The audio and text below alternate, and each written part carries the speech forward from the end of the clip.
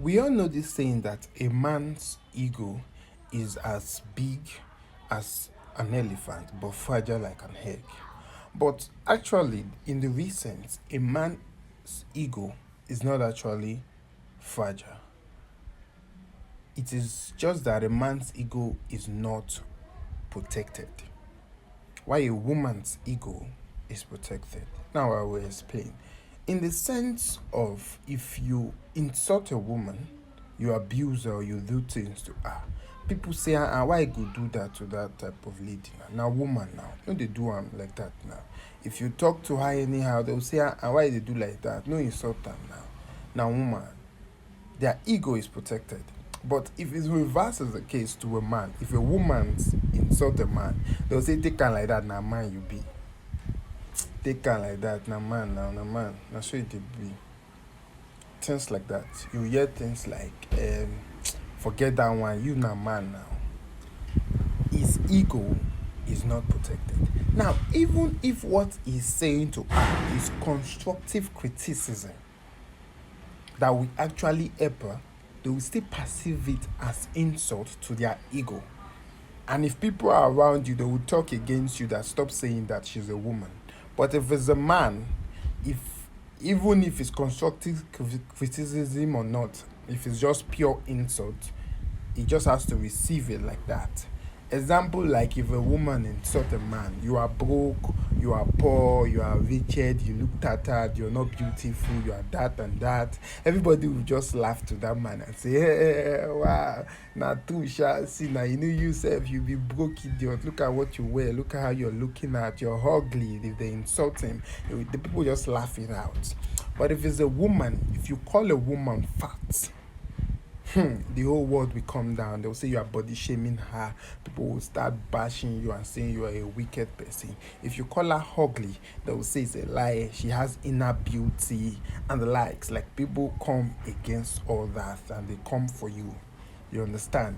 So as you can see, their egos, their own ego is protected. Why a man's own is not protected is at the open. So what happens is that the man now start bottling up those insults, those talks from such woman, especially if it's his wife, his girlfriend, or somebody he cares about. He bottles it up, but the moment he starts talking, after he cannot take it again, they start calling him. His ego is fragile, Joe. He's just like that. It's somehow, you understand, because now he's picking up. The guy dey egoistic, he get pride because I don't understand wetin they tell and when they talk. Do you understand? Because he has bottling out, but now he's speaking out. They talk against him and say, hey, men's ego are fragile. No, it's not fragile. It's because what it was unprotected for a long time. But your ego is always protected in the society, in the internet, everywhere. People will protect a woman's ego or will speak out if a man talks. And this is also the reason why a man's love, when a man suffer to do something for a woman, they see it as love. But when a woman suffer to do something for a man, they see it as slavery. I'll give you an example. If a woman say, my husband, no matter where he is, as long as I'm done with work, he will come from that place to pick me. And my husband, he provides every day, every single day. He tries his best to provide. He goes out there and hustle and put food on the table. My husband is protective. And there was one time that I got robbed like this. My husband chased the guy, he beat him. Even though they fought, he got injured in his face. But at least he was able to retrieve my goods from the person. And I love my husband, he's very strong. Do you understand? They say, man, damn, that your husband really loves you. He really cares about you. Do you understand? But now, if we reverse the case for a woman's wake up in the morning, 5 a.m., 4 a.m. to prepare lunch for the husband. People go, slavery.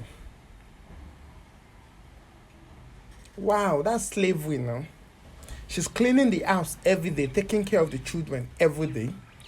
Slavery. She's suffering. Are you understanding now? She's doing something for the man, doing something even for the family, but it's seen as slavery. But when it's a man that is suffering and doing it for the wife, They call it love. You see why I said love doesn't exist? It's just a facade women put, or the stupid people that create that rubbish put out there in order to manipulate humans being. But it's just a facade. It doesn't exist. Love doesn't exist. Trust doesn't exist. Another example is the when a woman have money in the marriage or relationship, the thing used to boost the man ego. Then he will start bad mouthing, eating the wife. They want to leave the marriage. It's a lie. That's a big bloody lie. That's another ego that people talk about. That as the wife, as the man has, as the woman has made money more than him now, his ego has been bruised. No, men really don't care about the wealth of their wife. At least a man that knows what he's doing on how to run his family. He doesn't care how the wife got rich, or if she got bigger than him, or she got richer than him. He will even work towards that and he will be happy. But the thing that used to happen is still about the protection of his ego. Now, let me give you one example in order to know all this. If I carry 100 single men out and I make them financially stable, 90% of the men, we say 90% of the men we want to get married. Instantly, they want to get married. But if you do the opposite for a woman, 90% of them won't want to get married. They will say they don't need a man. It's out there. It's not me that is saying it. You can go. You're also in the internet. You know what is common with a woman that has money. I don't need a man. What is the usefulness of a man? Now tell me, if those 90% of women got married before they had money, don't you think that thing will still be in their brain? They will now use time and frustrate their husband out of that marriage and blame him that it's because of his ego. And that's a big lie. Because most of the time, the way women sees men is just finances with money. If he has money, then he's useful. If he doesn't have money, then he's not useful. Finish. Now, the remaining 10% that actually got married will not marry down. They will marry men that are richer than them.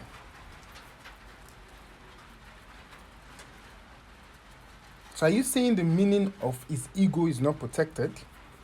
Is at the open. So women tend to just behave anyhow, then blame it on men. That is a lie, it's the man egos. No.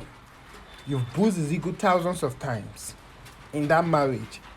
Subtly, they'll do it subtly. So it's not as if it's them that end that marriage. They will disrespect you with style. They will withdraw sex from you, of course. Sex will die in that marriage. Things will die in that marriage. Then the man will not feel like a man, but they will use the money as a yardstick. That is a lie, because I got richer than him. But no, a man really don't care about that. At least a sensible one that was working don't care about that. But these you ladies that care about that, this man is not financially stable, I don't need them. I already give you the example. Just do that. You can do that in society. Look what it says. If men get money, they want to get married. If women get married, they don't need a man. So are you not trying to tell me that if those 100 women eventually got married before they saw money, that same thinking will not be produced in that marriage? It will. You'll start seeing their husband as unuseful.